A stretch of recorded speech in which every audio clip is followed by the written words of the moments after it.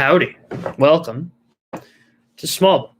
Today is Friday, and the baseball season, 2021 baseball MLB season, is now underway. So I'm going to notify the world of our liveness so that everybody knows to, come join the show and have a good time. And it'll be good. We got a lot of stuff going on today, obviously, because as I'm sure you know, yesterday was opening day. So we got a lot to talk about. I'm just gonna say this right now.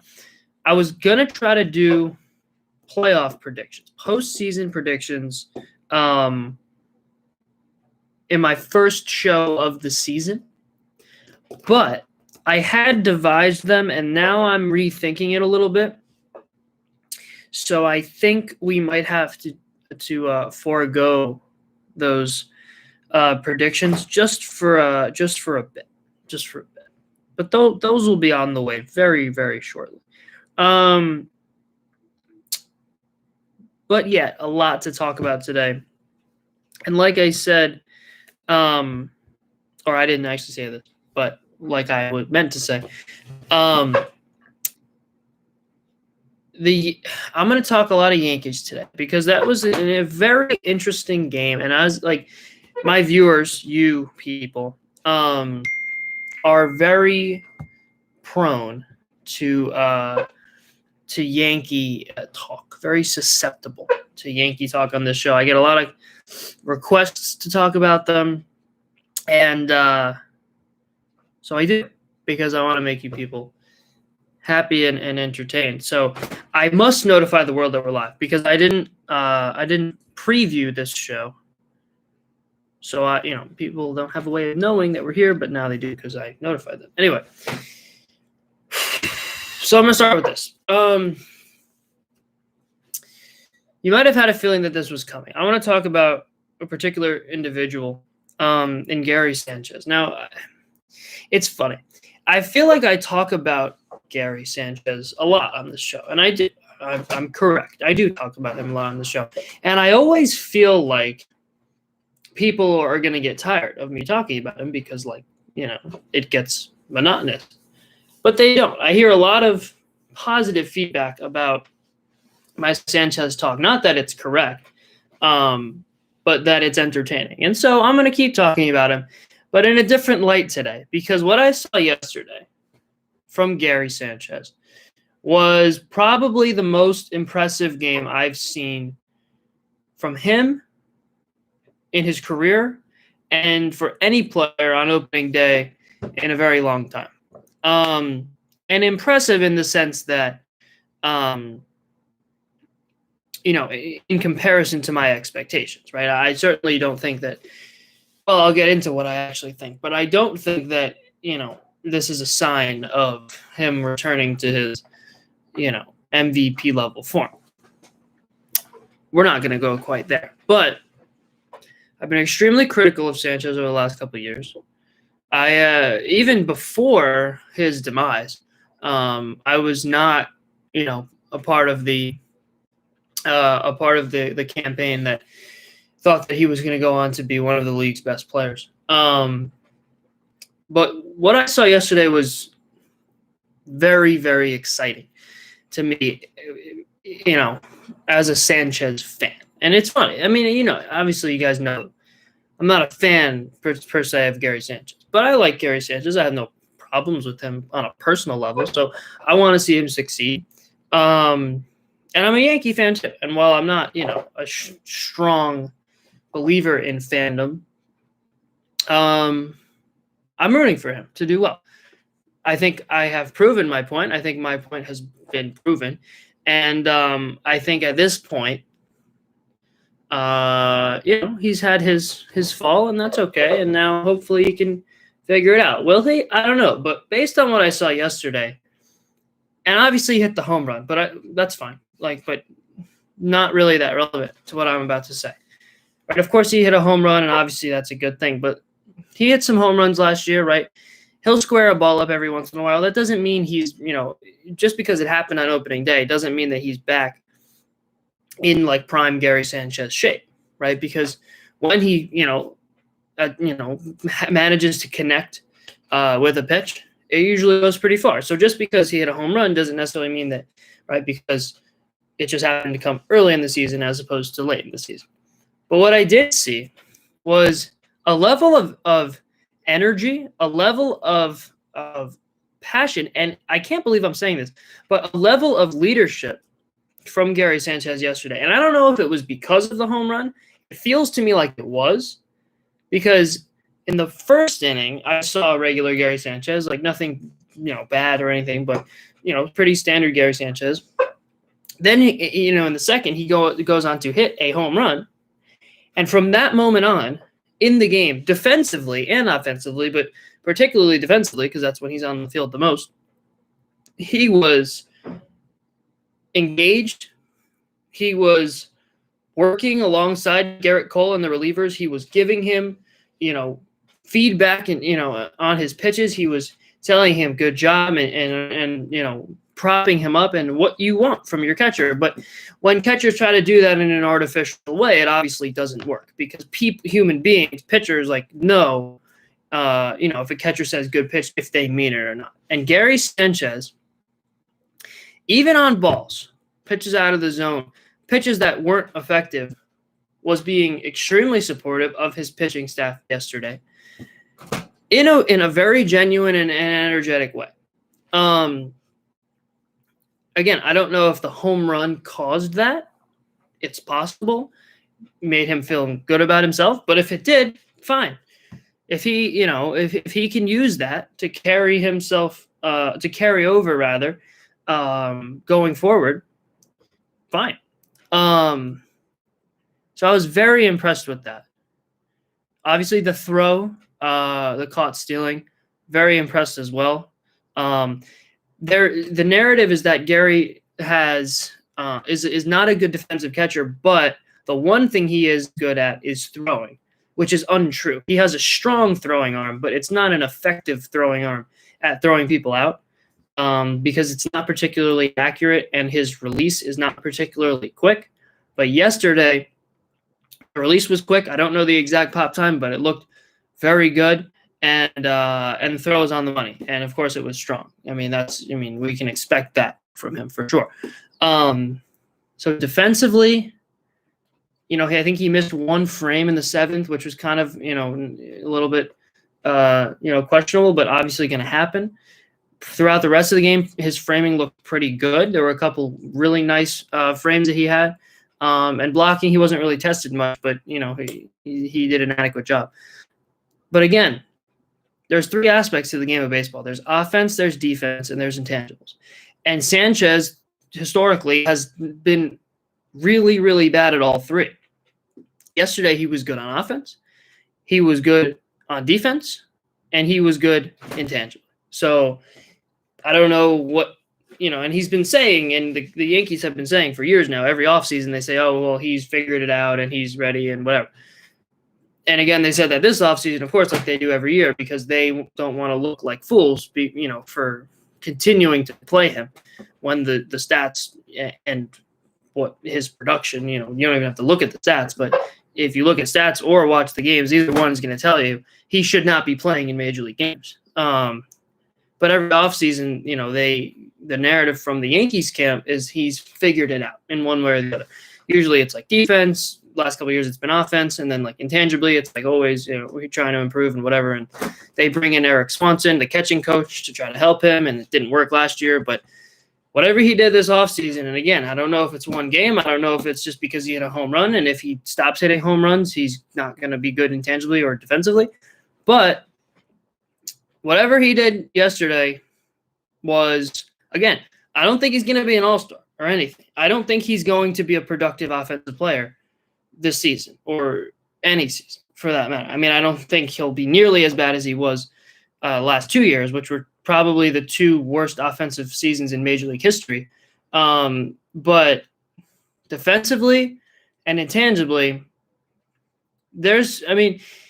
everybody has potential intangibly, right? It's there, right? Especially as you start to get older and more experienced. And as a catcher, you don't need to be good offensively. Everybody knows that. And it helps to be good defensively. I mean, it's very important actually to be good defensively, but the most important piece of that puzzle is intangibles. So if he's able to do that, coupled with his power, if he's putting up, solid power numbers, and obviously, like I said, I don't think he's going to be a good offensive player, but if he's really good intangibly and he, cleans up his delivery and release to be able to throw people out effectively, and his framing appears to be coming along, and he's hitting some home runs and slugging and bopping the ball a little bit. Now all of a sudden we're talking about a major league level player.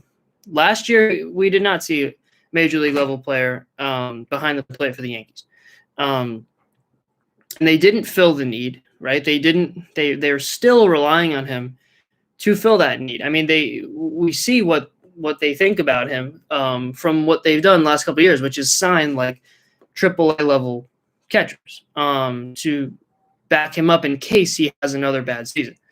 So they're expecting him to break out of his slump. I don't know why people continue to call it a slump, because when you're just bad, it's not really called a slump. It's just being bad. Like and you wouldn't say Chris Davis, for example, Orioles Chris Davis is in a slump, right? I mean, you just say he's bad. But 5 years ago, he was even better than Gary Sanchez. But for some reason, his slump is not a slump. It's just he's being bad. And for some reason with Sanchez, it's a slump. So all in all, there's a lot of kind of a mixed bag of stuff that I'm talking about here with Gary. But the main point I want to make is I have to give him credit for what I saw yesterday, because I don't care about the home run, right? The worst player in Major League Baseball can hit a home run, right? Hitter, that is. And the worst catcher in baseball can throw somebody out, right? So just the fact that they both happened on opening day doesn't, necessarily mean that he's back, right? But intangibly, his leadership was outstanding. His hustle was outstanding. He had an infield hit. Gary Sanchez had an infield hit yesterday. So his hustle was good. His energy was good. His leadership was very good. That was a situation where Garrett Cole, supposed to be the best pitcher in baseball, in an environment, it was cold yesterday, that he's not necessarily comfortable with, against a good lineup, right? That's a situation where if the catcher catching Garrett Cole there, and Cole has made it known that Gary is not his ideal catcher when he's pitching, this is a situation where a great pitcher can have an off day if the catcher struggles. This was a perfect opportunity for Gary Sanchez to ruin Garrett Cole's first out. And he didn't. He did the opposite. He was largely a factor in Cole's good outing. And of course, they didn't end up winning the game, but I was very impressed with what I saw from Sanchez yesterday. On the flip side, and this is just like, I should have done this yesterday on April Fool's, because this is just wild. I mean, I'm promoting Gary Sanchez, and I don't want to say tearing down, but I mean, you can make of this what you think. I think Aaron Judge looked awful yesterday. And again, really not paying attention to stats. I'm not a big stats guy. So the fact that Sanchez hit a home run and had another hit is great, but I liked what I saw from him. From Judge, 1 for 5. But that doesn't even tell the whole story. He was downright bad defensively yesterday. He looked like he had zero energy. And he did not get the job done in big spots, right? If he's just average yesterday in yesterday's game, the Yankees win that game. He grounded into a double play, bases loaded, 1 out, and he struck out later in the game with a run on third. I don't know. The thing about Aaron Judge is I trust him to get out of it. I mean, he knows that he struggled yesterday. He knows that he struggled at times last year. And he doesn't get complacent, right? Like, I felt like in a way Sanchez had an excellent rookie year, and he kind of got complacent, and he kind of just assumed that it would continue, and it didn't. And when it didn't, he wasn't really prepared to fix it. Judge is always looking to get better, and he understands his struggles. He's one of the biggest swing and miss guys in the league. In that season, his MVP level season when he came in second in MVP voting. He led the league in strikeouts with 208. That's way too many. And people think of him as a great defender because his instincts on defense are excellent. But he just doesn't look mobile right now. I don't know if he's hurt. It seems like he's always battling an injury, whether we know about it or not. I mean, props to him for playing through it. I'm not saying he shouldn't. But he just doesn't look agile right now, and he doesn't look mobile. I mean, the double that that gave the Blue Jays the lead in extra innings. I think an average right fielder gets to that ball, and I think Aaron Judge is above average, but just the way that it was hit, his lack of mobility didn't allow him to get there. And it's an energy thing too. I mean, it looked like he wasn't playing with a lot of energy. It looked like he wasn't really in a great mood yesterday. And when he's smiling and doing his thing and leading the team like he was in 2017, that's when he's at his best. Which is peculiar, because what we really want from Aaron Judge, besides hitting home runs and all that, like I just said with Sanchez, is to be the leader. He should be the captain of this team. But intangibly, at least on an energy level and kind of a passion level, he looked kind of lackluster yesterday, and that was surprising to me on opening day. Right, I understand it if it's September and he has like a broken rib that nobody knows about, and a shoulder problem that'll need surgery in a month that nobody knows about, and he's battling that, and it's late in the year, and maybe the Yankees are struggling, maybe he's struggling. Like, I get that. But on opening day, when your team is favored to win the American League, and you're projected to be one of the best players in the league and absolutely the leader of that team, baseball's back, right? First game with fans, in almost like in a year and a half, and you're the guy, right, that the fans come to see, and he just did not look like he had a lot of energy yesterday. And again, and I don't want to hold that against him, because there are so many things, and people don't talk about this enough. There are so many things that go on behind the scenes in professional sports that can cause players to have a bad day emotionally that we don't know or talk about. We should be allowing for that possibility, right? Maybe it just happened that he had a bad day emotionally, yesterday or the day before or whatever, and that's fine. But if he continues this level of energy, that's not what we saw from him back in 2017 when he was the outright leader as a rookie of the most popular, most prestigious franchise in professional sports. And putting intangibles aside, his production was not there either, obviously. I mean, like I said, there were two spots when he could have won the game and he didn't. And that's become a trend for him, and that's become a trend with all of these swing and miss guys now with analytics that can't get the job done in big spots. And he was facing a pitcher yesterday in Hyunjin Ryu, who's a great pitcher, but a great matchup for Aaron Judge. Right? Does not throw hard. At times, I mean, Judge is better against lefties, generally speaking. At times that kind of fluctuates. So I was really perplexed with what I saw from Sanchez and Judge. Kind of the flip. Again, I should have done this on yesterday on April Fools, because it sounds crazy to hear some Aaron Judge slander and some Gary Sanchez props on small ball. But hey, you got to call it like it is, right? And I want to say one more thing about the Yankees. Aaron Boone is off to a good start. And we never talk about managers until they come up, and then all of a sudden we have, a book report ready to go. But let's talk about managers for a second, because their opening day is just as important as everyone else's. Aaron Boone had a great day yesterday. I think the pitching was managed perfectly. I think that I don't know if, when Tauchman pinch ran in the ninth, if I was on Aaron Boone. Did I say Judge? I forget if I said Boone or Judge. Aaron Boone had a great day yesterday. I think I said Boone. Did I say Boone or Judge? I don't know. But talking about Aaron Boone, he I don't know if he sent Tauchman twice. I don't know if he did that on his own or if it was somewhere in between. But whatever the case, the manager is responsible for that, for giving him that green light or whatever the case. So That was excellent. And I think that I think the team looked pretty fired up, ready to go. I think the team looked very crisp. And I think that Aaron Boone, in the beginning of his career as manager, struggled. I did not like what he was doing in the first year and a half, I would say, and he's steadily increased since then. So I'm excited for him in that respect. And then one more thing about the Yankees that I did not mention is they got to find a shortstop because Gleyber Torres is not a shortstop. He's repeatedly not making plays, consistently not making plays that average shortstops should make. There was a particular play yesterday, softly hit ground ball, and just took too much time. And I don't think he has the arm strength to play short. I don't think that he has the speed to play short.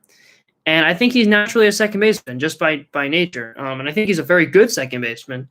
And so it's peculiar to me that they're so insistent on him playing shortstop. You know what I mean? It's kind of like in the draft, right? When you take a pitcher and like there's concern about him, there's like reliever concern, they call it. Like a lot of times pitching prospects in the draft are thought of as like relievers down the line, and that like hurts their draft status, which is always confusing to me because you need 7 relievers. That's more than you need starters, maybe more. So second base is you need just as many second basemen as you need shortstops. So I mean, it's perplexing that obviously shortstop is a little more important and it's a little bit more prestigious, but I'm not sure why they're trying to force him into a role that he's clearly not suited for. And I think everybody can see that. I think they should have gone after Didi Gregorius last year or retained him originally. Lindor, if possible, but obviously that, didn't seem like that was possible. But whatever the case, I mean, he down the line, I mean, he's still young, obviously. I mean, if he's going to be the shortstop for the next 15 years, I don't think that's ideal. So I think that whoever is in charge of that needs to kind of realize that he should be at second base because, he's good at second base. It's not like I'm asking him to be the DH. I'd say put him at second, and you have a really good defender there. But he's not a shortstop. He's just not. So that was all my Yankee stuff for today, I think, unless I come up with something later. But no, I thought they played well yesterday. I mean, obviously they didn't get it done in big spots, which is really where it matters, obviously. But the first 8 and 2/3 innings of that game, I think they look pretty good. So very, concerning in some aspects if you're Yankee fans, but they're still easily the favorite, I think, in the AL. Now what I'm going to do.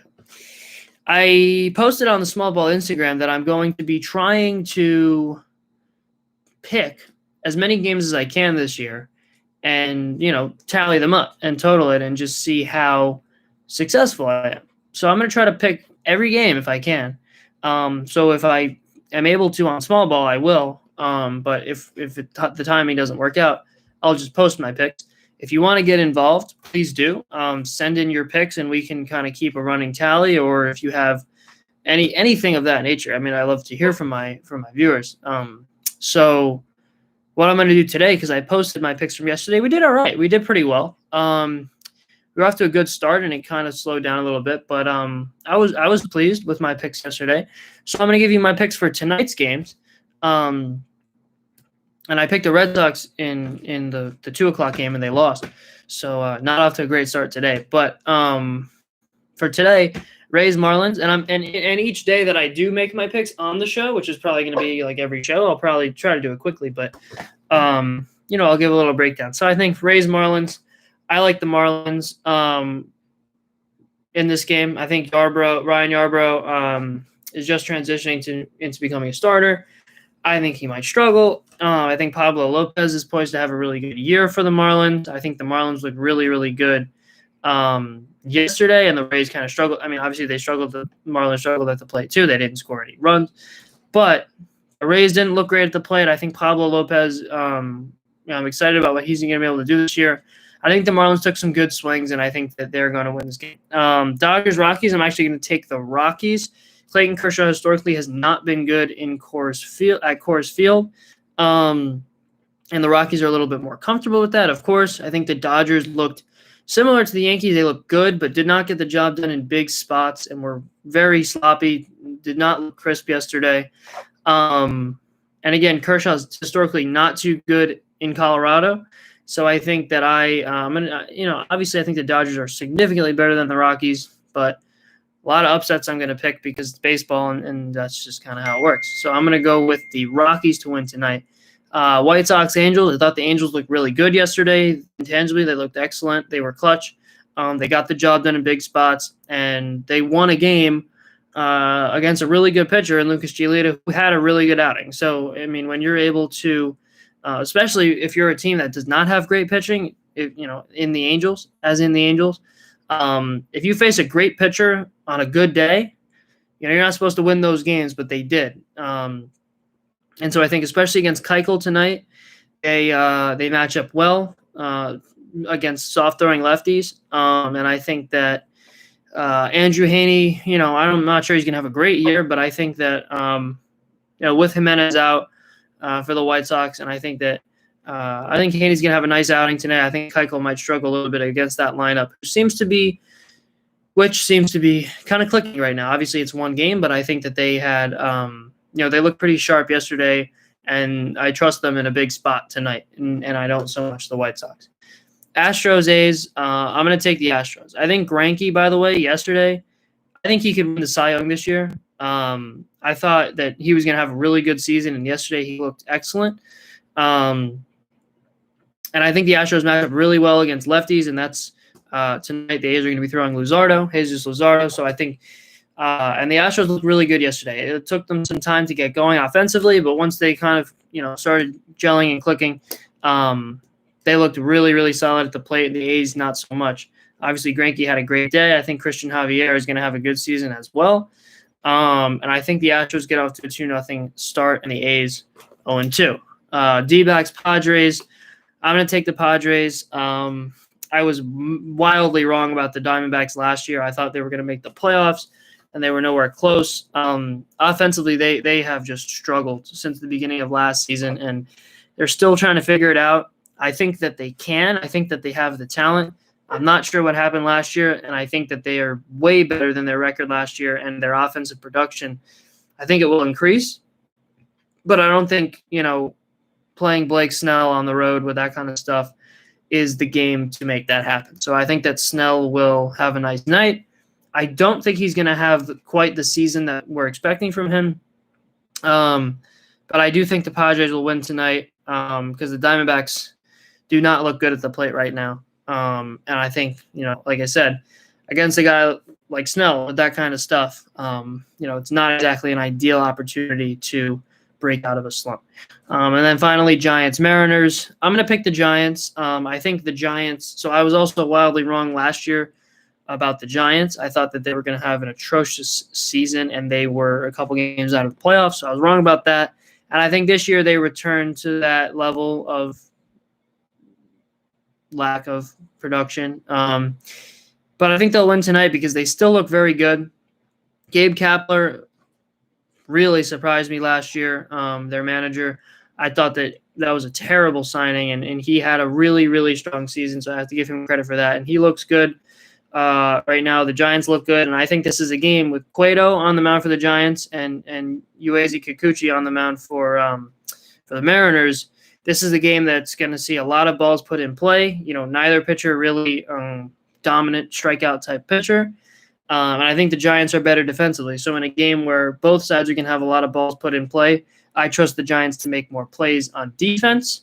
And I don't really see either team, exploding offensively because I do like both of these pitchers. But like I said, a lot of balls put in play. You're going to rely on the defense, and I think the Giants have the better of the two defenses. So I think that the Giants will win tonight. So those are my picks for tonight's games. They start in just a little bit. And I encourage you to watch them, of course, because, baseball and such. Like I said,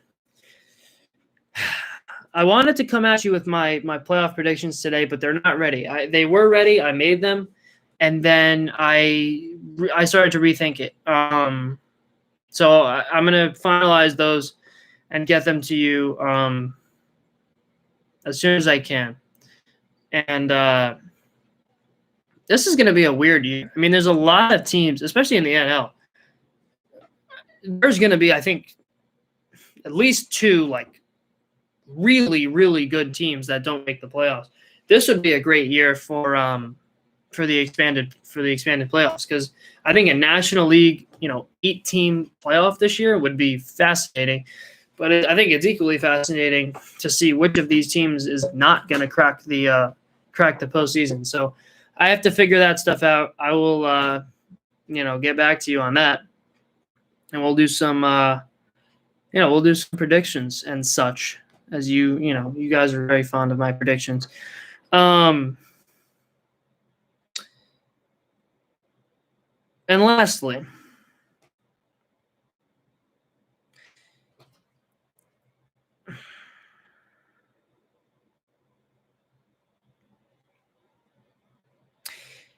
I don't know how to say this. I'm trying to figure it out. But I'm going to sound like a broken record here. But I am so utterly perplexed with this new rule. It's not new anymore. It happened last year. The California rule, where a runner is put on second base to start the inning in extra innings.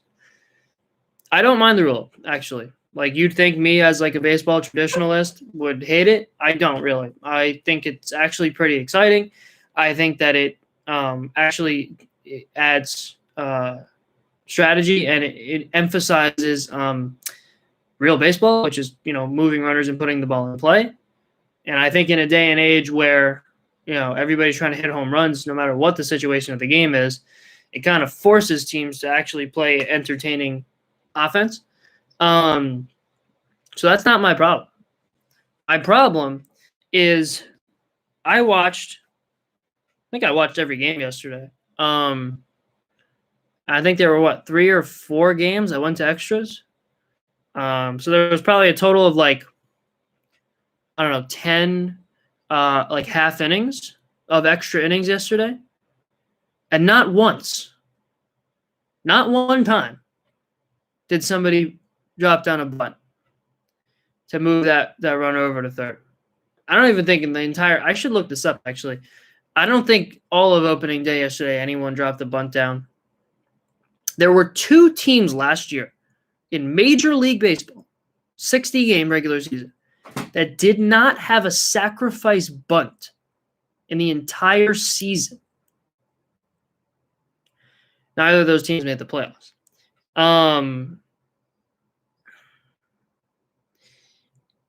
There's a guy on second base with no outs. If I asked you, analytics people, would you be satisfied with scoring 1 run in that situation? Right? Would you sign up for that? Right? Obviously, you could score 0, or you could score that 1 run, or you could score more. If I said you can sign up right now for scoring that 1 run and no more, would you do it? I couldn't see anybody saying no. Let's say you're up first, right? Put the pressure on the other team, force them to score that run, right? If you score, they have to match you. I could understand saying, well, it's not that difficult for them to score, so let's try to get more than 1. Fine. If you're the second team and the first team failed to score, you need 1 run to win, and getting 2 is the same exact thing. I cannot possibly think of a reason why you would not bunt. That's not true. I actually have a reason in 1 second. But it's so utterly confusing to me why you would not bunt in that situation. The reason why they are not doing it is because they don't have players that can successfully sacrifice bunt. So that's really the problem. There are 2 problems, actually. Number 1, is analytics. I don't think I have to delve deeper into that. You've heard, I'll spare you the lecture. Number 2 is these players don't know how to bunt, so they can't do it. Obviously, you wouldn't ask a guy who can't bunt to go up and bunt and lay down a successful sacrifice bunt in extra innings, right? Given that circumstance, you want him to swing away because he's not going to be able to move the runner over with a bunt. But the problem is that you're not preparing your players for that situation. You know that every time this season you go to extra innings until the playoffs, a guy is going to start at second base. So in what world does it make sense to not have 9 people on your roster that can lay down a successful sacrifice bunt? Even if they could bunt, I still don't think they would do it because analytics tell them not to. So, I mean, how could you disagree with analytics? It makes no sense. It doesn't make any sense whatsoever. And it's embarrassing for these teams who are so wrapped up in the metrics that they can't even. I mean, it's embarrassing. If anybody who knows anything about baseball would bunt, in that situation, if you're certainly if you're the second team, if you're the home team, and you only need 1 run and 2 or 3 or 4 or 5 runs are exactly the same as 1. So I don't even know what to say about it because it's not like anybody's going to change their minds. I mean, it's, and it's not even like they're swinging away trying to move that runner. They're swinging away trying to hit a home run, which makes no sense. So think about it this way. The argument for swinging away, the argument for swinging away is that you get 3 opportunities to get a base hit, okay? Which, essentially should score that run. First of all, it doesn't quite guarantee you're going to score that run because in today's day and age, people are terrible at base running and not particularly fast. So I think less so than it used to be, getting a base hit with a guy on second scores a run. But let's just assume you have a fast, good base runner on second base. You got 3 opportunities. In the other scenario, you got to get the bunt down, and then you have 1 opportunity to put the ball in the air or a hard ground ball or something like that. And then if that doesn't work, you have an opportunity to get a base hit. So in both scenarios with 2 outs, you have an opportunity to get a base hit. So take that out of the equation. So in the first scenario, swinging away, 2 opportunities to get 1 hit. Okay? If the average batting average is like 250, then there's like a 50% chance, generally speaking, of getting 1 hit in a span of 2 at-bats. So essentially, you have a 50% chance of scoring that run. Okay? Then take the second scenario. Let's say you get that bunt down successfully, which obviously is not a given, but let's just say you do. Now you have a guy on third base with 1 out, and the opportunity to knock him in. If you don't get him across with 1 out, the opportunity to get a base hit with 2 outs. So remove that from the equation because that's the same in both scenarios. Wouldn't you say that with a guy on third base and 1 out, there's a higher than 50% chance of scoring him? Like if you're an offense that can't score a base runner from third base with 1 out at a higher than 50% clip, you're not going to be successful. So even mathematically, if I want to, I sound like I'm analytical here. Even if you want to use like numbers to figure this out, the numbers tell me, hey, you got a 50% chance if you swing away of getting that run home. And if you successfully get the bunt down, I don't know what the probability of that is, but it will go up if you actually train your players to bunt. Once you get the bunt down, you have a guy on third base with 1 out. There's clearly a higher than 50% chance, if you're any sort of contending team whatsoever, of scoring it. So I don't know. I mean, again, I don't know what to say because it's not like they're going to change their minds. This isn't going to stop. They're going to continue to play this way, and it makes no sense. So again, I don't mind the rule, but I'm really disappointed with the approach to the rule, the team's approach to the rule. It doesn't make any sense. There's so many factors. Like I said, there's so many factors. There's not being able to bunt in the first place. There's not wanting to bunt in the first place. And there's also when swinging away. I mean, they're swinging away to move the run over, and then they're swinging away to hit a home run, which in most cases you strike out. Like let's take yesterday with the Yankees, Aaron Hicks in that situation, right?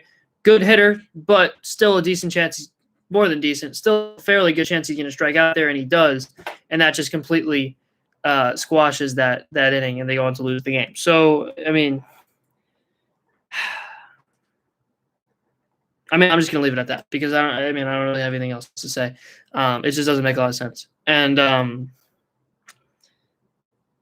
it's funny because there are situations like that, during the first 9 innings of the game with a guy on second and nobody out, right? Let's say, and they would never even consider bunting, but they're given on a platter an opportunity to do it in extra innings. They say there's a guy on second base. The whole concept of the rule is that you should be able to move the runner over and get him in. And if you can't do that, you lose the game. And they're giving you that opportunity. And you're coming up to the plate with the same approach you are as if there's nobody on base. That doesn't make any sense. Think about that, right? The approach, a hitter's approach with nobody on base and 2 outs, let's say, is generally to hit a home run. And I don't think that's wrong because that makes sense, right? Nobody on base, you're trying to hit a home run, put a run on the board. But what kind of sense does it make to go up to the plate with the same approach with a guy on second and nobody out? Do you even pay attention to what's going on in the game? It doesn't make any sense. I don't know who to. I blame everyone. I blame the players. I blame the coaches. I blame everyone. And when Mike Tauchman stole second and stole third in that Yankee game, first of all, I thought the game was over. And second of all, I was very impressed with him and with Aaron Boone for sending him, or even if he didn't send him, for giving him the green light to go on his own. I was very impressed with that in the 9th inning. And then the 10th inning, I was like kind of hoping that, they would go by a similar strategy and try to manufacture that run as opposed to swinging for the fences. And of course, they did not. So I don't know why I had expectations for that. I probably shouldn't have. But it is what it is. Baseball is back. This is going to be a really, really interesting season. We got fans back. So many good teams. I've never seen this many contending teams. There's a lot going on this year. And I'm really excited about it. So that's going to do it for today's show. Today's Friday, right? Yeah. So my best guess is Sunday probably for the next show. But you never know. We'll see. Watch the games, right? Games start in half an hour. Watch as many as you can. I always say this. People always ask me what stats do you look at, right? To come up with all your opinions. I don't. I watch the games, right? That'll tell you who's good and who's bad, right? If you watch the games, it's pretty easy to see who's good at baseball and who's not relative to the other players in the league. But people nowadays aren't interested in sitting down for a couple hours and watching baseball, which is the sport they're supposed to, love and love watching. They just want one all-inclusive stat that's going to make it easy for them to go argue with their friends about who's good and who's bad. If you want to know who's good and who's bad, watch the games. The only stat that matters is wins and losses. 2 stats: wins, losses. That's all that matters. And if you watch the games, it's pretty easy to tell who's contributing to those wins and who's contributing to those losses. So if you're a baseball fan, you should want to watch baseball games. So I encourage you to do so. A lot of games on tonight and, of course, tomorrow. So, yeah. Thank you for joining me today. Have a healthy, happy, and safe weekend. Rest of your Friday. Good Friday if you celebrate, and, of course, Easter. Also, if you celebrate, or even if not, I want you to have a good Easter, even if you don't celebrate Easter. But happy Easter to those who do. And probably catch you. Maybe we'll do an Easter special. I don't know. That sounds kind of cool. Maybe you can try that out. I don't know. Maybe I'll come up with something Easter themed or something. I don't know. We'll see. But anyway, have a good weekend. Stay healthy, happy, and safe. And subscribe, comment, and recommend the show to your friends if you feel inclined to do so. Anybody who's, who you think may be interested in small ball, let them know. Tell them to follow. To subscribe and to follow the Instagram account if they can. And thank you for joining me. I hope you enjoyed today's show. Obviously, a lot to talk about. I'll try to get my predictions done for next show so we can talk about it. Obviously, you guys love my predictions. That's probably the most positive feedback besides the trivia stuff that I get. Maybe we'll go back to trivia at some point. I don't know. But anyway, take care. Thank you so much for joining me. I hope you enjoyed today's show. And, we'll be back at it probably Sunday. So, yeah. Take care. Peace.